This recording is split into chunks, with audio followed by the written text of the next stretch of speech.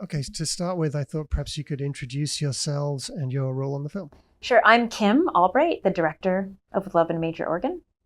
I'm Madeleine Davis, the producer of Love in a Major Organ. And who came on board first in this instance? So I'll give you the long answer. Sorry. Back in 2017, when I was moving from the UK to Canada, I had asked Anna, who plays Annabelle in the film, if there's any creatives, writers, anyone she thinks I should meet here in Canada, because I was really keen to start working on my first feature. And so I'd known Anna from before. We had worked on a film together, and she was also collaborating with Julia on a project. So Anna was directing something that Julia wrote.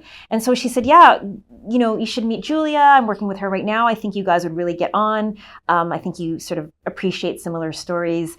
So she introduced us. That was back in 2017, where all that existed was the play, a version of With Love in a Major Organ, which had been out for about 5 years, playing in Canada and the States.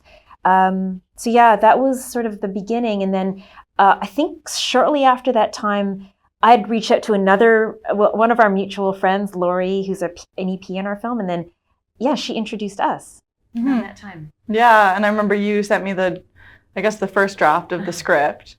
And I was in production on a film at the time. And I was like, okay, I don't have a ton of time, but like I can read it on the weekend and then we can meet. I don't know what time we'll be done work, and so we met for a drink, and I just remember I was like totally on board with you from like day one. We just kind of film nerded out and had all the same references, and yeah. And I remember like this mutual friend we had spoken to, Lori, our EP. I remember her saying, Madeleine's at this like amazing time in her career, and she's ready to take this leap into doing her first feature. Pre-disillusioned. Well, no, she absolutely loved you and thought the world of you. So I was like, okay, great. Let's hope she still does, for the record, as far as I know. Yeah, and she's still our EP. I know Kim is using past tense, but but yeah, it was. We met through a mutual friend who went on to become our exec producer on the film. So had either of you actually seen the play being performed, or you just read it? No, you know what? I think I saw a little bit of it on YouTube. Like it had been filmed and then put on YouTube. I listened to the audiobook. I'd read the play script.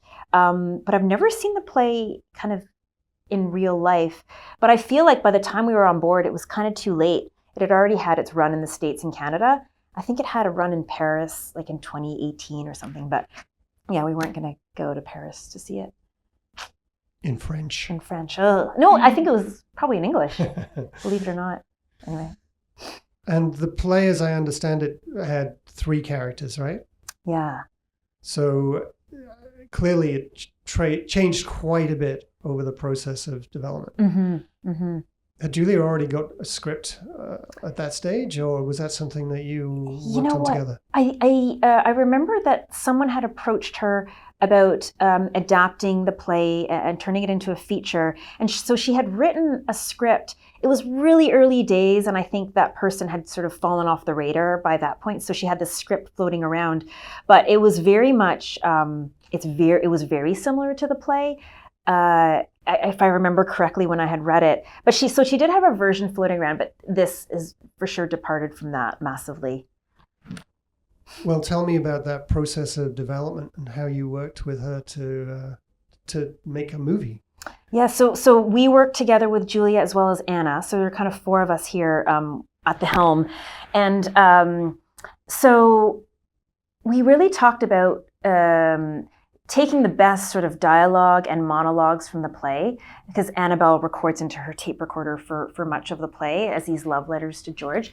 So we really talked about... And a lot of the like absurd kind of humor and the sort of wacky world as well. I think a lot of that tone comes through. Definitely. Yeah, the absurd elements and but taking a lot of these bits and then kind of keeping them for the film.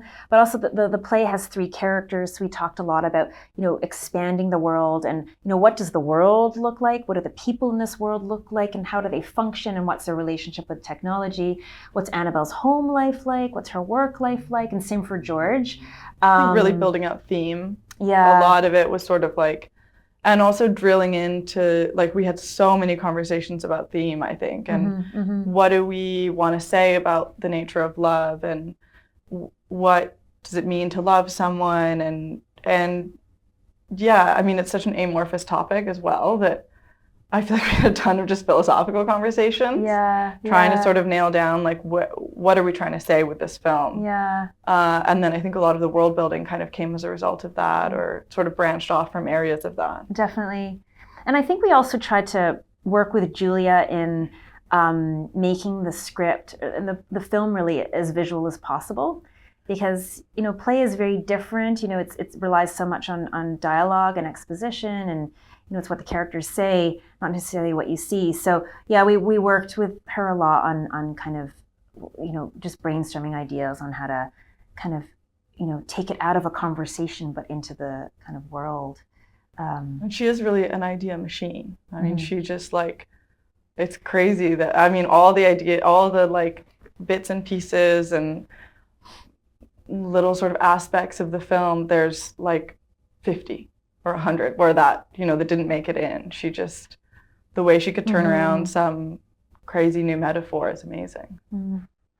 So some of the things that came through in that process were Anna's job, right? Talk about that for people who haven't necessarily seen the film. Yeah, so Annabelle works at a virtual insurance office, and it's really just like a Joe job for her. She'd much rather be creating her art or engaging with other people socially, but this is just a way to make money, basically. And so Julia thought that up, which I thought was a super amazing idea.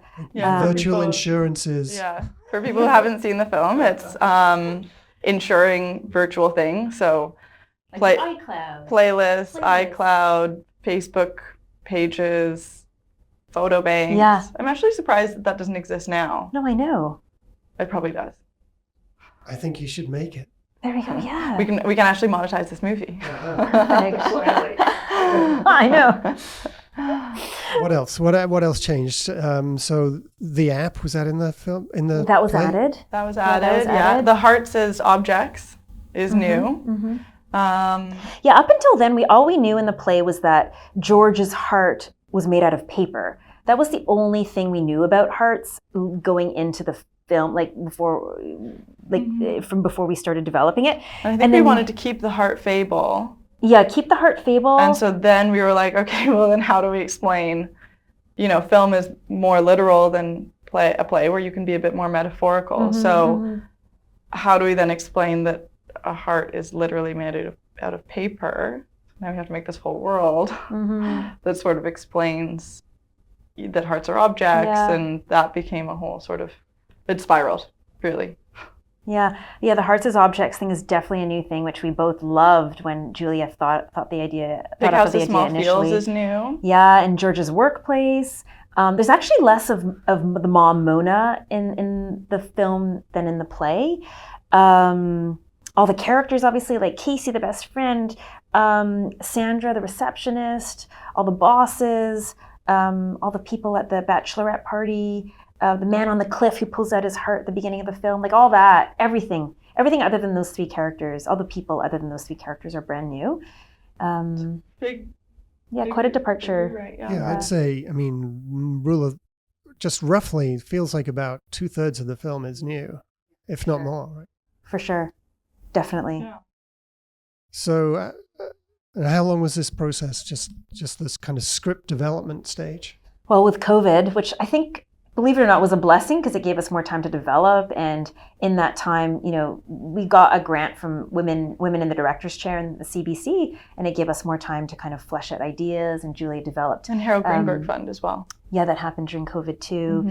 And Julia worked with the script editor, Anita Doran, who I think kind of really coaxed some of these ideas out of her. So I'm grateful, looking back, that COVID happened, because I think the script would have been very different had it not happened. But yeah, the development must have been like 3 years, I would say, of the script, because we met in 2017 and then shot in 2022. So, and we were basically, maybe not so much at the beginning, but yeah, towards the end, for a few years, intense development. Yeah. What were you hearing back from financiers when you were presenting this project? We got great feedback from like Telefilm. Amazing that they came on really early. Harold Greenberg was a great win. WIDC was huge to have them behind us.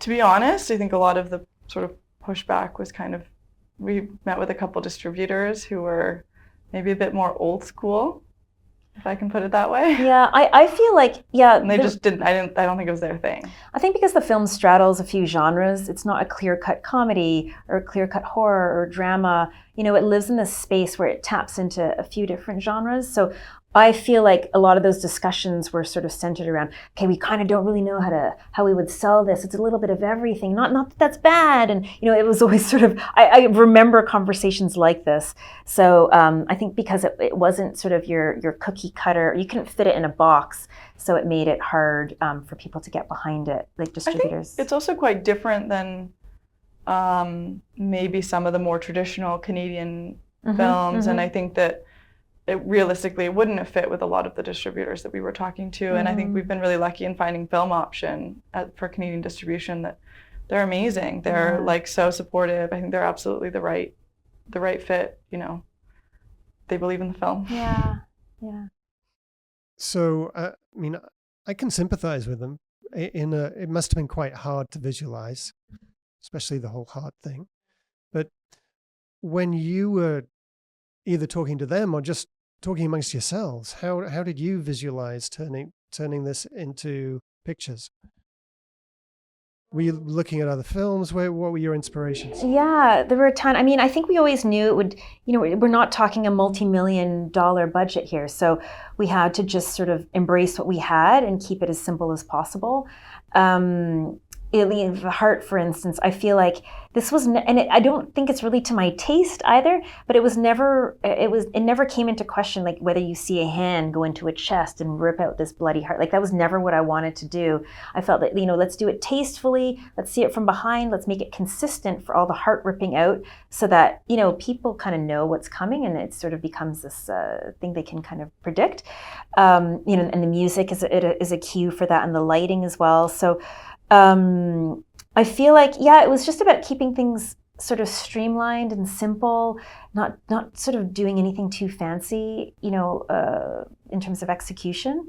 There's enough going on. Yeah, there's enough going on in the dialogue and with the characters, and there's a lot of funny moments there. So just to kind of let the actors make the most of that, and that situation, it didn't need any like fancy camera moves or anything like this. Like, so I think it was just about keeping it kind of sort of simple, meaningful, and like motivated, but you didn't have to do anything fancy in telling this story, I don't think.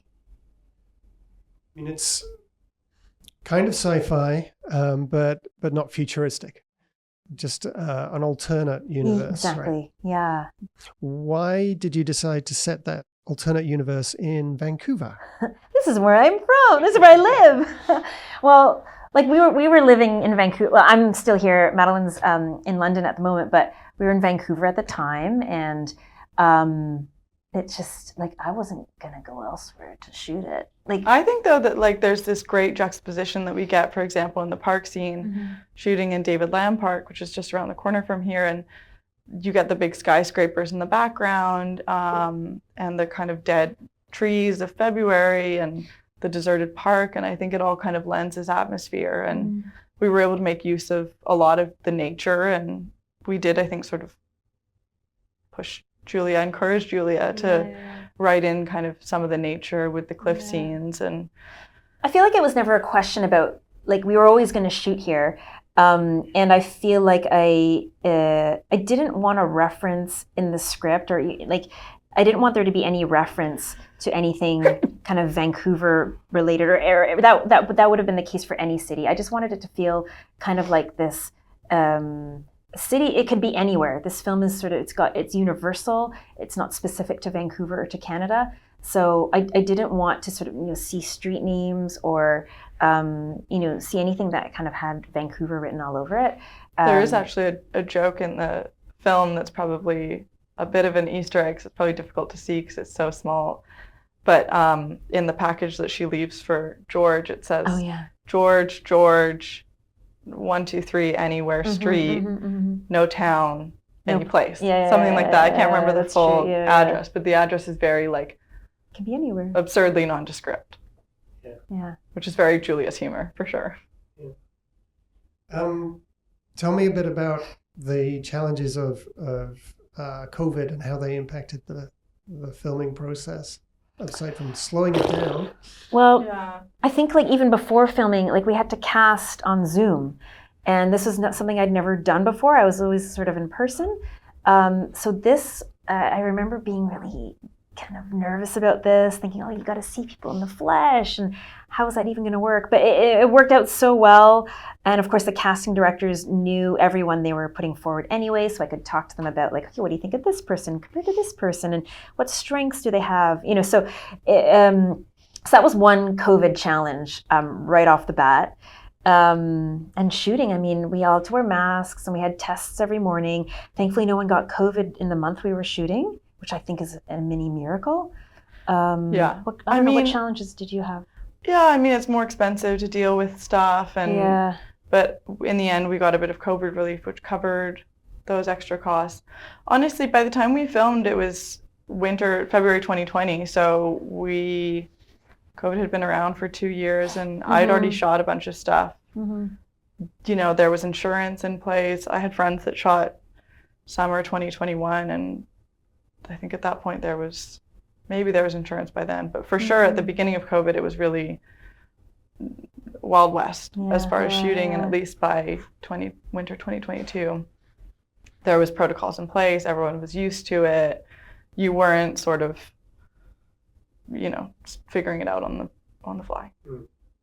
How long was the shooting schedule? 17 days. So like crazy. 5 days on, 2 days off, 5 days on, 2 days off, 4 days, or something like that. Or 4 days, 3 days. 4, 5. Oh, okay. 2. I remember those days off. It was just wrecking the locations again with Leo, our DP, and prepping for the next sort of set of shoot days. Do you remember your feeling on like day one, the morning of day one? You know what? I accidentally turned up late. I remember you called me. I was like, I can't find this place, and I've been there so many times. But I remember like I wanted to come early, but I just rocked up like bang on time, or even maybe like a couple minutes late. I don't remember that. Yeah, I remember you called me, and I was walking up the hill. The very first day was shooting on St. Mary's Trail on the North Shore. So it was all the yarn stuff in the forest. Yeah.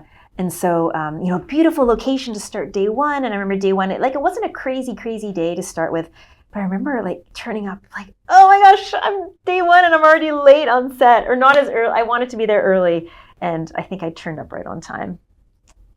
Oh, well, I wasn't late again. You don't remember. I love that. Okay. I always think I go into like production blackout where I don't know. I wasn't there. I don't know her. She's someone else. I mean, it must be, you don't get the chance to make feature films very often in one's life. I don't care who you are. So it must be nerve-wracking. When's the worst period? If you got 17 days, but with these couple of days off, is it worst at the beginning and then you're just consumed by the energy? No, the beginning is the best bit because everyone has a bit more energy, a bit more excitement. You know, it's like your sort of your first couple dates. You know, but at the end, we were just all so exhausted. I mean, it was such a hard shoot. Like it was so hard. Every shoot is a hard shoot, but. I think at the end of every stage, like towards the end of the edit, towards the end of the post, towards the end of doing the music. End of development. End of the development. Everyone, I feel like I was like, come on guys, we can do this. Like, don't despair. I think like, you know, but you have to sort of rally the troops sometimes. She's been doing that with me in the last few months because I'm like at the end of the film and I'm like, end up promoting it, and I'm so tired. I don't want to. Yeah, but I feel like, you know, it's my job to try and kind of motivate and try and keep people kind of interested and just keep going. You know, we got this. We can do this. Just not a lot left. But I feel like after every stage at the end, everyone was just like exhausted, and I don't blame them. This was hard. It was hard. Kim's an eternal optimist, which helps. Am I? Oh. I don't feel it deep down sometimes. You just see the nice stuff. I think I've seen it all by now. Okay. Yeah, you have. You talked a little bit about casting over Zoom, but tell us about what you were looking for in this maybe the 3-4 kind of principal actors and how they did. I mean, did you have much rehearsal process in person as well? We did. So I'll answer the first bit first. So Annabelle was attached right from the beginning. Sorry, Anna, to play Annabelle, was attached right from the beginning. And I was so thrilled by this. As someone I'd worked with before. She's the only one on set I had worked with before. I loved her. I thought she'd like totally nail this role, and puts 100%, if not more, of herself into it and do the research and everything. So we knew she was Annabelle. I really wanted to find someone of color to play George. I remember initially I was looking, like, is there anyone Filipino or half Filipino? That's what I am. I thought, I'd love to sort of bring my own experience, with the sort of child and mom relationship to that dynamic. So I remember initially we were looking for Filipino actors across Canada, but it just didn't quite work. And then I said, okay, well, how about Asian? Let's find like maybe someone Asian who's great. And then that's when we had sort of whittled it down to the last few. And then Hamza, when I saw his tape, because I had sort of felt confident about some of these other Georges. And then I remember his tape came in kind of at the last minute. And I thought, oh, wow, like, this is a very different interpretation to George than I had anticipated, and I love what he's doing here. And then from there, we did a chemistry read, and that's when I saw him and Anna together compared with some of the other potential Georges. I thought, okay, this is the guy. They energize one another, and I felt like Anna just sort of came to life in a way she hadn't really with the other Georges. And then so then Vina, who plays George's mom, was sort of like a no-brainer. Just because, first of all, she's brilliant and so funny, and I felt she'd like be perfect for the mom. But also, like, we kind of needed someone. We needed them to look like they could be related, and so she fit the bill in so many aspects. And then Donna Benedicto, who plays Casey, the best friend. Again, when I saw she was Filipino, I thought, oh, amazing. Okay, she has such good comedic timing. Yeah, and she was just wonderful. And like, there are a handful of great Caseys I remember seeing the casting tapes of, but she was just so fantastic. Her comedy, her timing. She responded well to direction. She just kind of nailed the role. So yeah, that's how those 4 kind of came to be. Nice. Tell me, when it comes to directing, how much are you? I think there are directors who are obsessed with the camera and what the images are going to look like. And then there are directors who are much more focused on performance. And obviously there's a gradation. So I'm kind of curious where you fall on that. I used to be one that was like so into the visuals to the point where I'd like pay no attention to the actors. And this is when I was doing my short films, and I was really nervous around actors because I just felt you needed a very specific language to speak to them, which I didn't really have, or I didn't think I had. And so I'd shy away from directing them, basically, or I'd just give them the bare minimum. And then for this film, though, I made a point. I was like, no, I'm not going to be that director. I feel good about the visuals. Leo, our DP, is fantastic. We've had so many conversations about the visuals, how we're going to shoot the scene. Like, he can just get on with that, and I'll check in every so often. But I really made a point of, doing my research in terms of like equipping myself with how to best speak to the actors. So I'm not sort of like this deer in the headlights. And I made a point of having conversations with them before shooting. We did rehearse, and I thought, like, I was like, okay, we're gonna incorporate some improvisation into your rehearsal with with these 2 characters. And so I felt very present for the actors in rehearsals and leading up to shooting. And then on set, if I wasn't needed on set, I would always try to check in with the actors and just say, okay, well, do we want to talk about anything? You feel good about what we're about to do?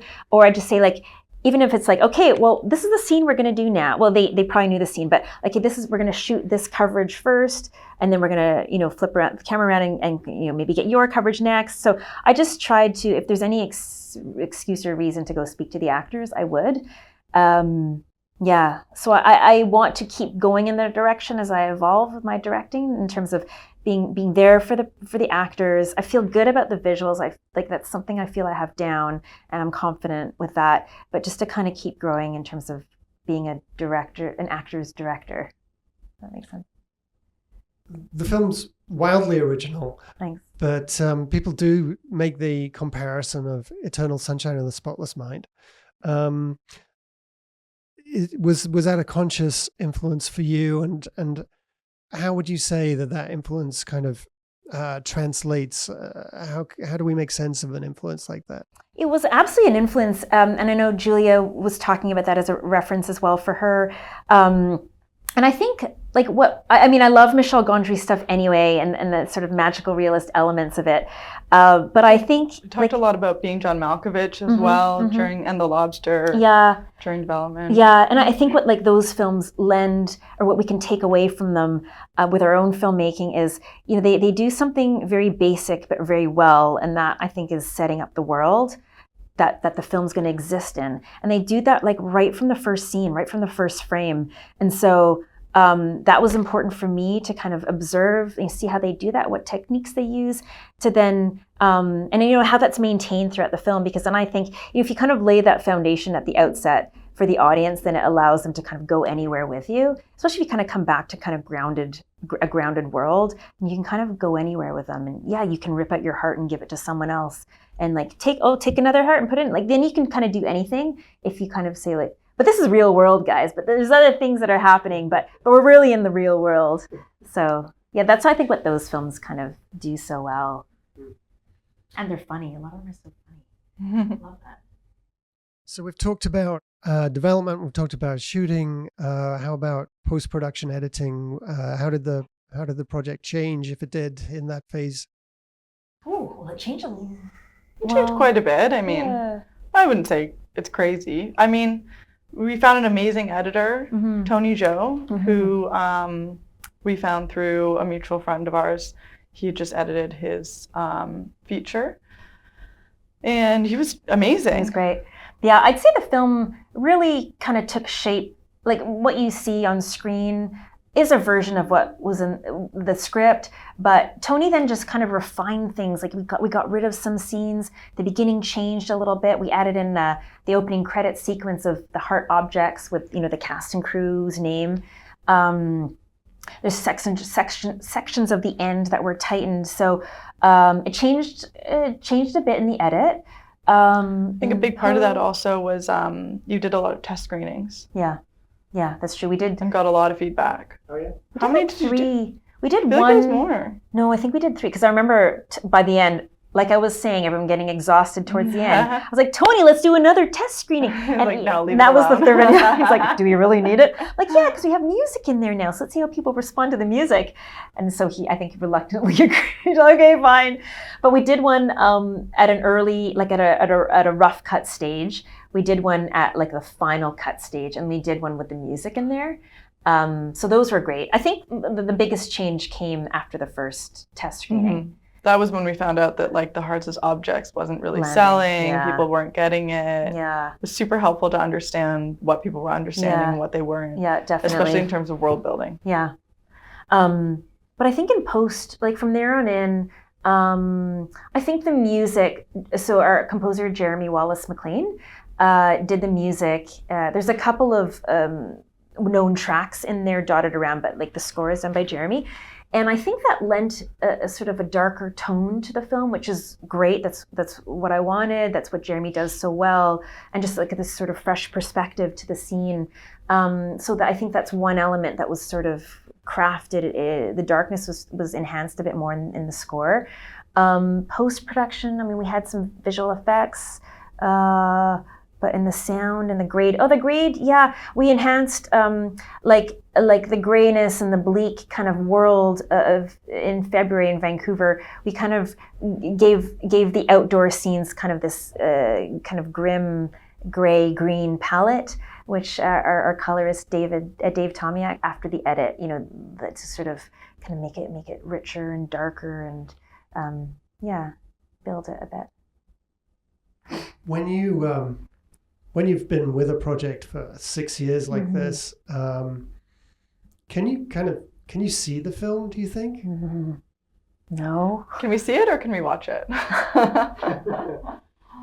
Well, I mean, I'm interested that you found the test screenings so useful. Yeah. Because, you know, as a critic, you often think of test screenings as evil. Yeah. It's like the studio imposing on the director's vision.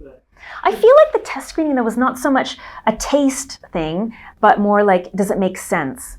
So I feel like Tony and I were very, very receptive. And plus, it was just him and I in a room for like 2 months cutting this thing. And are we in our own little bubble and in our own heads? Probably. So let's open it up and hear like what fresh minds have to think. So, and definitely none of us could tell what made sense or what didn't. I mean, and we had gone through so many script revisions as well that like I couldn't even remember what we ended up shooting. Also, I was in production blackout, so.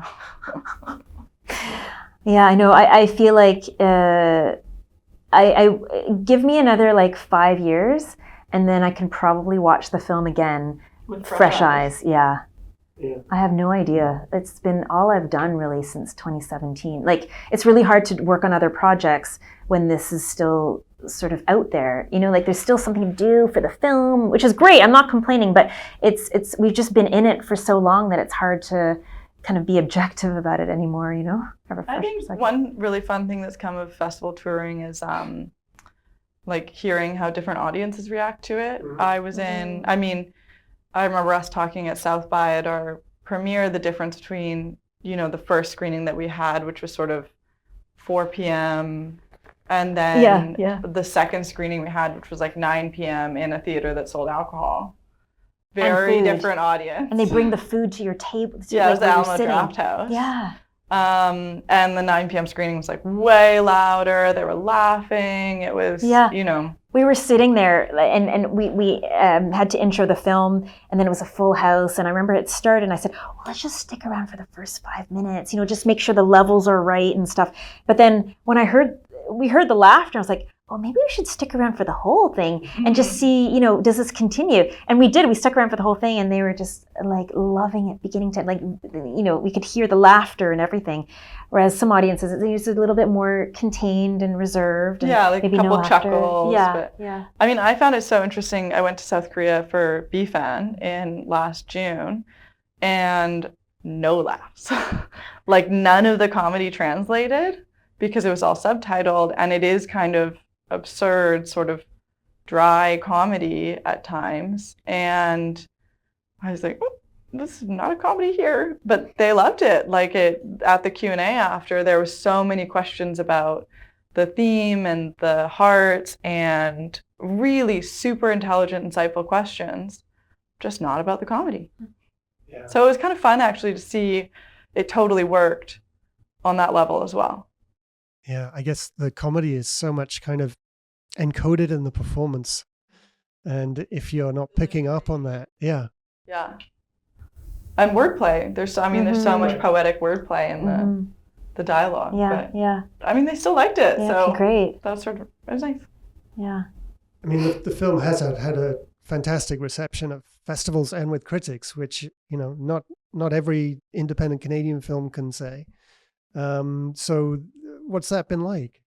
That's so rewarding. Yeah, I'm still waiting for like the really horrible review. We had a couple. Well, I remember there's one at the back end of South by. I was like, okay, this is clearly not his sort of film. And that's cool, like totally fine. But I feel for the most part, we've been really lucky with really positive reviews.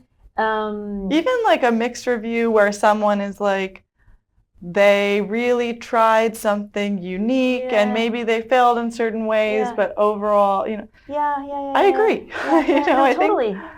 Yeah. They make you feel in certain places. Yeah, but overall, I feel like it's always ended up being like a positive. It ends on a positive note. A lot of it's been so nice hearing audience reactions too. I think that's been one of my favorite parts of this process is hearing people in the audience and you know what they thought of it. Yeah. How should we wrap this up? What's your big? I don't know. You've made a bunch of short films before. what do you think's been the biggest learning from the process of this feature? You know what? One of the things I'm so happy about coming out the back end, it sounds so basic, but the fact that like I did it. I made a film and it wasn't a complete turkey. And the fact that like, okay, now I can do another one. You know, I think, and I felt really nervous when we had finished making the film, because then you live in this world of uncertainty thinking, okay, well now is it going to get into a festival? And if so, what festival is that going to be? And, you know, are we going to have to, like, to settle for maybe a festival we didn't really hope for? But, you know, that sort of doubt and insecurity, you know, I'm just so happy that it found a great home at South by Southwest. It felt like, you know, felt like just the right home for this sort of film. Yeah, and I remember during production, someone asked me like, "Where do you think?" And I was like, "I think we're gonna get South by." Like, it just seemed like the perfect film for South by. Yeah. And I remember calling you when we got in, and you were like, you picked up, because I was in Europe at the time, and it was like midnight my time, and you were like, "Oh my God, something terrible something's has happened. There's big news or something." She would never call me. Yeah. I would just text you about anything. Yeah. But I just felt this huge sense of relief that I was like, okay, it's going to be okay in some way. Yeah. This massive sense of relief. I remember that was like a couple days before Christmas. Mm-hmm. Yeah. We were shouting on the, like, "Oh my God!" Just jumping for joy. I was with my family at the time, and I went and told them. They're like, "Cool." I don't know what that is. I remember we were going out for dinner as well with my family for Christmas, and I remember like just being so excited. I saw my mom and dad, who don't, I think, fully have a complete grasp on what it is I do. They think I produce. I'm like, no, I'm a director, and this is sort of what I do. Like, oh, okay. Then I remember telling them, and then they said, same sort of reaction. I said, okay, this is a big deal. This is a big deal. You have to like sort of be really excited for me because this is a big deal. And then they're like, oh, okay, great. Okay, let's order food or whatever it was. Anyway, that was my big takeaway from making it. Yeah. What was your big takeaway? I mean, I was kind of young when we started working on this film. I was like 26. You still are? You're still young? Yeah, I guess so. I'm a lot less young I don't now. feel it, but whatever. It's definitely taken quite a few years off my life. But I think I did not know really what I was getting into. I could have, but I didn't. And I think now it's sort of, this is basically the biggest commitment of my life. I mean, we got married in the process. Kim Here's has the a ring. Husband, but for me, this is a big commitment. And I think that, just sort of being really careful who you pair up with, and choosing projects that really have legs and that you're going to be willing to live with for basically the rest of your life. I mean, I don't know, 10 years from now, I'll probably still be doing corporate tax filing. So that is the gritty reality of producing. Yeah. Terrific. Thank you so much. That was great. Thank you. Thanks for having us.